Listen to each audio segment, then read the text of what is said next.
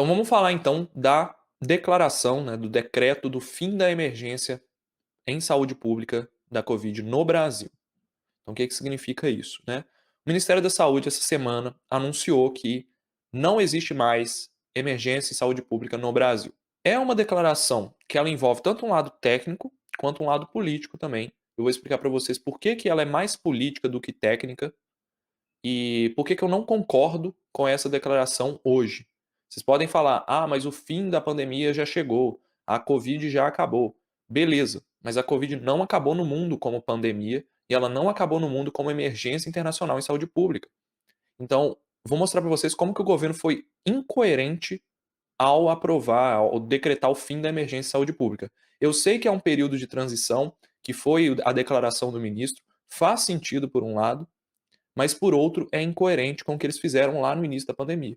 Então vou explicar para vocês aqui, trazendo um pouco de política, porque não tem como falar disso aqui sem falar de política, né. Então, vou resgatar vocês lá em janeiro de 2020, quando a OMS, após ter conhecimento de vários casos de pneumonia, que já se sabia que era um coronavírus novo, só não tinha descrito tão bem assim a Covid-19 como doença, a gente já sabia, o nome do vírus era até 2019 nCoV. Ela vai lá e declara emergência de saúde pública de importância internacional por surto de novo coronavírus. 30 de janeiro de 2020. Sabíamos que era um novo coronavírus e tinha, acho que 19 países no mundo que tinham, então, circulação desse vírus coronavírus novo, tá? Por que que a OMS declara importância internacional? Porque ela já sabia, era um alerta para os sistemas de saúde dos países, principalmente os países em desenvolvimento, eles se prepararem para uma possível pandemia. Porque o vírus estava circulando de forma comunitária em vários países, havia transmissão pessoa a pessoa detectada, e era uma questão de tempo até com que o coronavírus alcançasse todas as regiões da OMS. Expliquei o que é região da OMS na semana passada. A OMS divide lá o mundo em regiões diferentes dos continentes, tá? Mas então era uma questão de tempo. O coronavírus novo tinha todos os critérios para se tornar uma pandemia. Então foi declarada emergência de saúde pública para então os governos se prepararem. E aí vejam só, pessoal, que quase que imediatamente, 3 dias depois, o governo brasileiro, ele solta no Diário Oficial da União que está declarada a emergência de saúde pública de importância nacional, em decorrência da infecção humana pelo novo coronavírus. Então, quando a OMS declara emergência internacional, o governo corre para poder declarar a emergência de saúde pública de importância nacional. O que que significa você declarar emergência de saúde pública? Significa que você prepara todo o seu sistema de saúde para poder conter uma possível ameaça que pode impactar todo o país. Então era o caso do coronavírus. Então abre-se a oportunidade de equipes de saúde internas de municípios e estados criarem equipes especializadas em vírus. Abre-se a possibilidade de todo o sistema de saúde se reformular para poder incorporar leitos, incorporar novos treinamentos, criar comitê de crise, essas coisas todas, e o país fica preparado para decretar um outro estado, que eu já vou falar para vocês, que é o estado de calamidade. Tá? Então ele dá essa emergência de saúde pública, ela dá o suporte para você declarar o estado de calamidade e também alterar algumas leis que vão ali mexer em orçamento, mexer em crédito suplementar, mexer em dinheiro que você vai poder pegar adicional para poder conter esse surto, essa emergência de saúde pública. Tá? Não precisa ser um surto de uma doença, pode ser, por exemplo, uma catástrofe natural que gerou aí um problema de saúde pública. Em 6 de fevereiro de 2020, 3 dias após o decreto da Emergência Nacional de Saúde Pública, o governo baixa a Lei 13.979, que é uma lei que ela foi extremamente importante na pandemia, porque ela permitiu a quarentena, ela permitiu os lockdowns, ela permitiu mudanças no processo licitatório para a gente facilitar a entrada de insumos de saúde no Brasil. Enfim, ela é uma lei que ela vale a pena ser lida para todo mundo que estuda essa parte de direito, porque ela permite um monte de coisas, inclusive orçamento de guerra, crédito suplementar para umas coisas aí.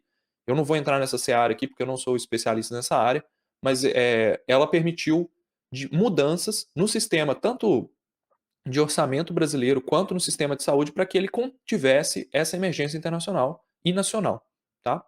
Então é uma lei que ela vem logo depois.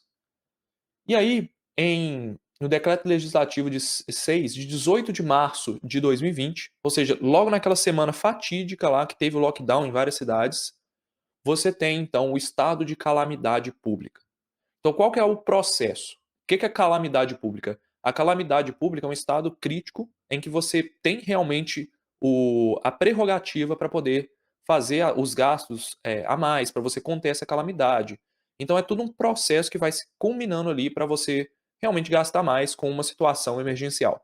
Então tem a emergência internacional, antes da emergência tem a emergência nacional, tem as leis e alterações de orçamento, aí a OMS declara pandemia, porque quem declara pandemia é a OMS, não é o Brasil, tá? A pandemia é um quadro mundial.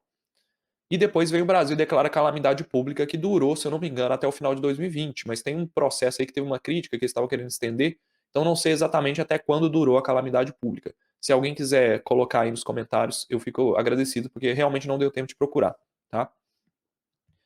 Mas então, com tudo isso, a OMS, pessoal, continua em pandemia e a OMS continua em emergência internacional. Qual que seria a coerência? A coerência seria, no momento que a OMS declara o fim da emergência internacional em Covid, o Brasil declarasse o fim da emergência nacional. Por que que eu digo isso? Tá? Porque nós estamos tendo surto de Covid na China, nós estamos tendo repique de Covid nos Estados Unidos, com volta de decretos de máscaras em alguns estados, já vou falar sobre isso. E agora o Brasil perde a característica que permitia com que ele pudesse fazer movimentos mais rápidos no combate à pandemia, porque se acabou a emergência nacional de saúde pública, você tem um problema aí, você vai ter restrições, você vai ter dificuldades de aprovar algumas coisas que podem ser importantes no caso de uma nova onda. Obviamente, existe um baixíssimo risco de que haja uma nova onda, como foi nos anos anteriores, mas é um estado de que a gente está. É um estado de cautela. Então, por isso que eu sou contra o governo declarar o fim da emergência nacional. Eu sei que acabou a emergência do ponto de vista da, da, da, da Covid, as pessoas não estão se sentindo mais em condições de ter um problema. É uma excelente notícia, porque ela, em ano eleitoral, ela faz bem para o governo, né? Declarar o fim da emergência, nós combatemos o vírus da melhor forma possível e tal. A gente sabe que teve várias falhas nesse processo, né? Mas eu não concordo, porque realmente, se fosse para manter a coerência, tinha que declarar o fim da emergência nacional quando terminasse a emergência internacional, tá?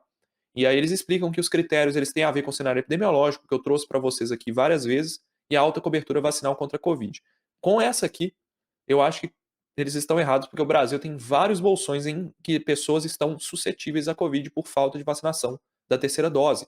A gente está tendo surto de Ômicron no Brasil, e essa variante é extremamente infectante para quem não tomou 3 doses. Tá? Lembrar que no mundo a pandemia ainda não acabou, ela está em processo de caminhar para uma queda, voltar a ser um problema simples, né, igual ela era antes dela existir, porque ela nunca foi um problema simples, mas ela está chegando numa questão de ser controlada. A gente ainda está em níveis de 2020 no mundo. Isso significa que a qualquer momento você pode ter uma nova variante, que pode obrigar o país a voltar ao estado de emergência. As mortes estão caindo por causa da vacinação, mas você tem alguns surtos preocupantes no mundo, tá? Vou trazer aqui o relatório do INME para sustentar, então, essa tese de que por que o governo errou ao declarar o fim da emergência de saúde pública. Teve o fim do surto da BA2 na Europa, só que está tendo surtos localizados nos Estados Unidos, que é um grande case para a gente estudar aí o que pode acontecer no Brasil, porque são países que estão caminhando ali com uma certa similaridade epidemiológica.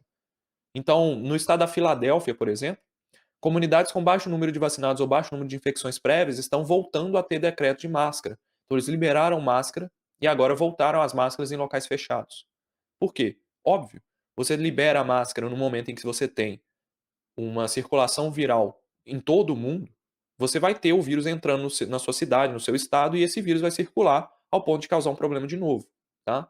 E a grande preocupação, pessoal, está na China, que mesmo considerando os dados subnotificados, apresenta apenas 2% da população previamente infectada e praticamente ninguém vacinado com vacina de RNA mensageiro. No caso da China, você não tem uma imunidade provocada pelo vírus, porque a China, se considerar os dados, mesmo considerando subnotificações da China, ela tem uma população enorme e essa população não sofreu com a pandemia como o Ocidente sofreu.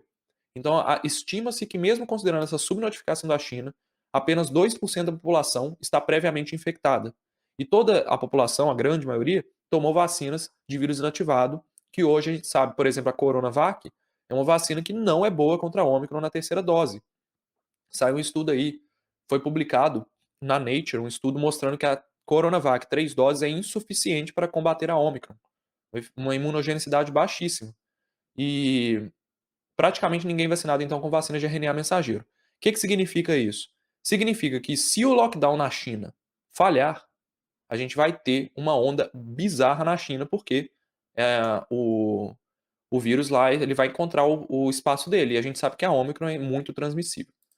O Henrique perguntou aqui: vou numa igreja com 1.200 pessoas e o local é fechado e todo mundo sem máscara.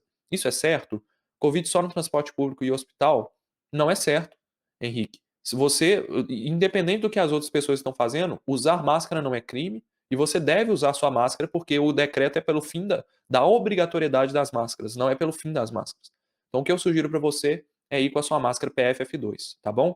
O que é errado é você se expor desnecessariamente ao vírus, na minha opinião. Tá? Se você acha que tá tudo bem, se você está em distanciamento, se o local tem uma ventilação, tudo bem, mas não é algo que eu faria. Então, se você tem realmente gosta de ir, vai no culto, vai na missa, enfim, na igreja, você pode ir, mas vai com máscara, beleza? No Covid só no transporte público e hospital, não faz sentido, né? A Covid está nas pessoas. Então, pessoal, eu acho que é precipitado o governo ele declarar o fim da emergência de saúde pública, porque eu senti, assim, eu vi a declaração do ministro, eu senti que é uma questão de muito mais política do que técnica. O lado técnico, ele não está favorável ao fim da emergência. Não faz muito sentido um governo que declarou emergência nacional 3 dias após a emergência internacional declarar fim da emergência nacional antes da declaração do fim da emergência internacional. A OMS, em algum momento, nos próximos 6 meses, deve declarar o fim da emergência internacional e logo em seguida vai declarar o fim da pandemia. O Tedros Adhanom, diretor da OMS, acredita e também concordo com ele. Todo mundo aqui, o próprio IME também, Universidade de Washington, concorda que a pandemia termina em 2022 se a gente mantiver o mesmo cenário de variantes mutando ali na Omicron, mas sempre de forma leve e tudo. Mas eu acho precipitado porque pode ser que a gente precise desses créditos suplementares, precise dessas movimentações mais rápidas que o estado de emergência nos permite. Então, por isso que a minha crítica vai para o governo aí. E sobre o governo ter levado na brincadeira que o José falou aqui, eu acho que até março, abril ali, o governo estava fazendo tudo direitinho.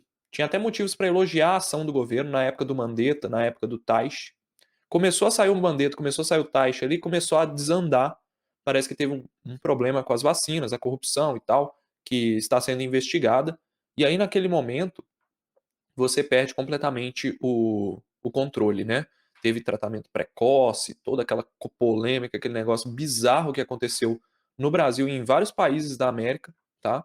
Aquela luta por um tratamento que não funciona, a anemia científica, porque criaram-se um gabinete que você não tinha cientistas renomados, você tinha pessoas defendendo o tratamento sem eficácia. Então, é aí que o governo se perdeu e para mim isso é inaceitável.